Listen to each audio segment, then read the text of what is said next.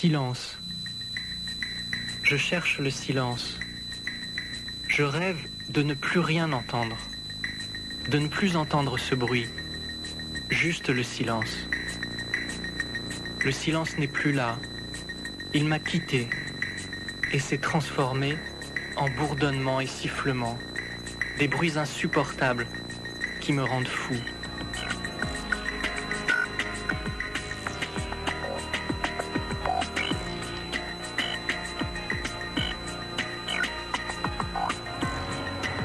Ce sifflement aigu que vous entendez est un acouphène, un son insupportable avec lequel doit vivre Stéphane. Après une banale soirée en boîte de nuit, il a subi un traumatisme sonore. Depuis, il entend ce sifflement jour et nuit et est devenu hypersensible au bruit.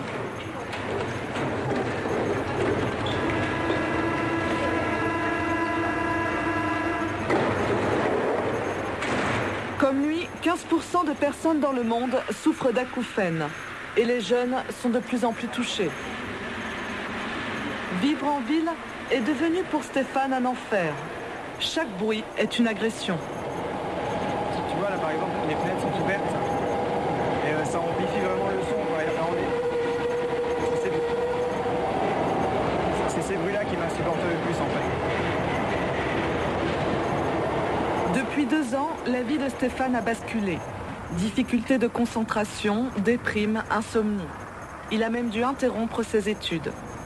Impossible de vivre normalement avec ce bruit persistant dans la tête. Je pourrais comparer l'acouphène à un sifflement lancinant, quoi. C'est vraiment un sifflement constant. Au début, le sifflement était mêlé à des bourdonnements.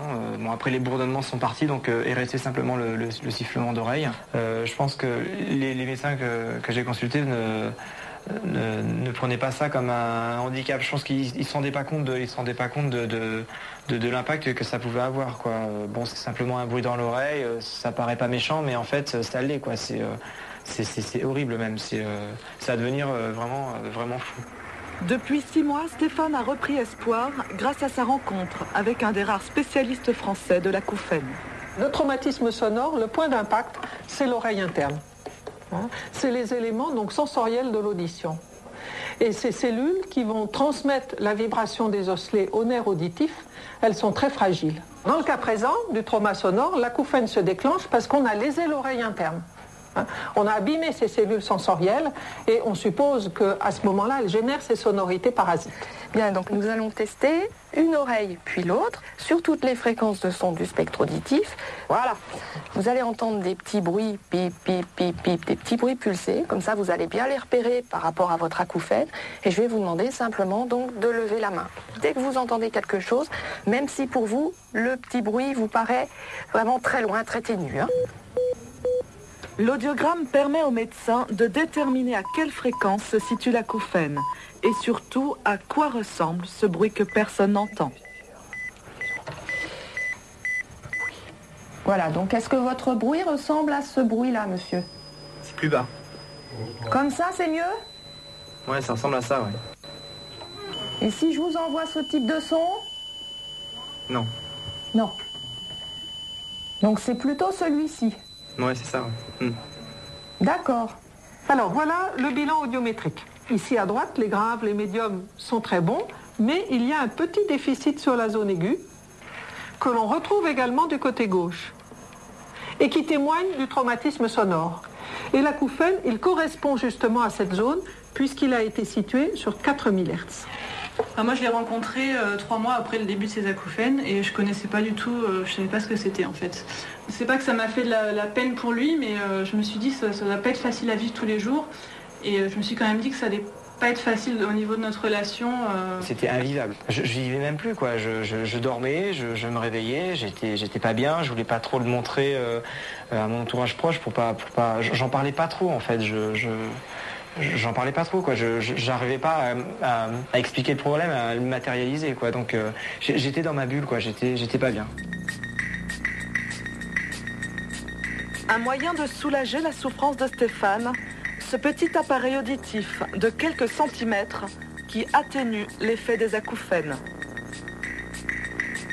Je porte des petits bruiteurs. qui émettent un son de neige en fait, qui est fait pour essayer de dire à mon cerveau qu'il retire un petit peu l'attention du sifflement, qu'il le mélange avec le bruit de neige et de banaliser en fait le sifflement. Donc c'est un appareil que je dois porter tous les jours pendant 2 ans, 8 heures par jour.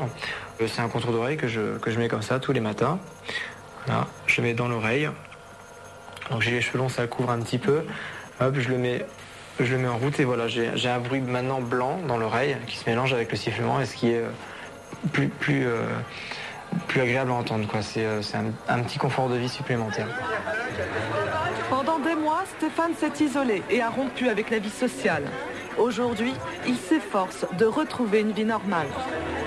En fait, c'est le bar idéal pour moi, quoi. C'est une petite musique d'ambiance qui est pas forte. Le son vient d'assez loin et là, ça me dérange pas. Après, il y a des bars où la musique est plus forte. Et là, en fait, je peux pas. Quand la musique est vraiment très forte, je mets des bouchons. Donc, j'entends la musique parce qu'elle est vraiment très forte. Mais quand la musique, en fait, est entre les deux, je suis un petit peu pris au piège parce que si je mets les bouchons, j'entends plus rien. Et si j'en mets pas, c'est quand même trop fort pour les oreilles. Au départ, c'était assez difficile de comprendre ce qu'il avait, parce que on n'est pas dans sa peau, quoi. Donc, il n'en parle pas trop non plus. Hein. On le laisse su par hasard, comme ça, à force de le voir avec des boules caisses bleues qui sortent des oreilles. Mais sinon, je vous avais dit, il ne fallait pas l'inviter. Stéphane sait que l'on ne guérit pas des acouphènes, mais aujourd'hui, il doit continuer à vivre avec ce bruit. Munich, en Allemagne. Un des pays pionniers pour le traitement des acouphènes. Plus de 30 cliniques prennent en charge les patients. La clinique Roseneck est une des plus réputées. Ici, plus de 700 personnes atteintes d'acouphènes sont hospitalisées tous les ans. Toutes sont suivies par le docteur Gerhard Goebel, spécialiste des maladies psychosomatiques. Son objectif, soulager la souffrance des patients et leur faire oublier leur acouphène. Bonjour. Voilà le journal de bord de votre acouphène. Nous allons voir si l'intensité de votre acouphène varie en fonction de votre état d'esprit. Vous voyez, quand vous êtes déprimé, votre acouphène est insupportable. Par contre, lorsque vous vous sentez bien, l'acouphène est moins gênant. L'acouphène, c'est comme une douleur chronique. La souffrance est avant tout dans la tête. Tout part du cerveau. Pour diminuer l'acouphène, on se base donc sur des méthodes qui agissent sur la psychologie du patient. Tous les mardis, réunion d'information pour les nouveaux venus, pour tout savoir sur les acouphènes. Tout d'abord, question essentielle, quelle est la différence entre un son et un acouphène? Est-ce que quelqu'un peut répondre?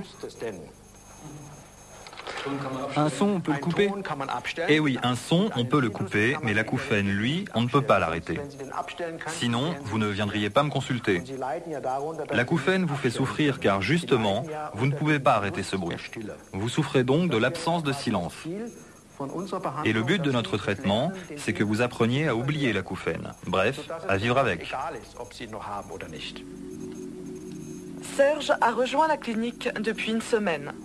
Manager dans une grande entreprise internationale, c'est le stress qui a déclenché ses acouphènes. Un bruit qu'il compare au grésillement d'une centrale électrique. C'est très important pour moi d'être ici, dans cette clinique.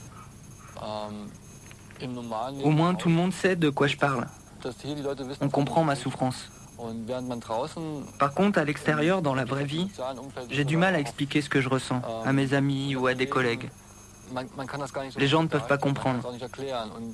Et on ne peut pas leur en vouloir. Une chose est sûre, l'acouphène n'est pas une maladie. C'est un symptôme, un signal si vous voulez. Il révèle un dysfonctionnement de l'oreille interne. On peut le définir comme un phénomène acoustique que seule la personne concernée peut percevoir. Personne d'autre ne peut l'entendre. C'est pour cela que c'est si douloureux. L'acouphène est en fait un bruit qui n'existe pas, un bruit fantôme. Pour comprendre le lien entre le stress et l'acouphène, une des méthodes consiste à poser des électrodes sur le patient. Serge peut ainsi visualiser sur l'écran les effets physiques provoqués par le stress. Monsieur Micarelli, je vais vous demander de vous concentrer un instant sur votre acouphène. Là, maintenant, l'acouphène est très présent. C'est vrai qu'il y a des moments où je l'entends beaucoup moins, puis d'autres où l'acouphène devient insupportable. Et d'ailleurs, on voit bien qu'en ce moment, vous êtes très tendu. La température de vos doigts baisse, votre tension augmente et vos muscles se contractent.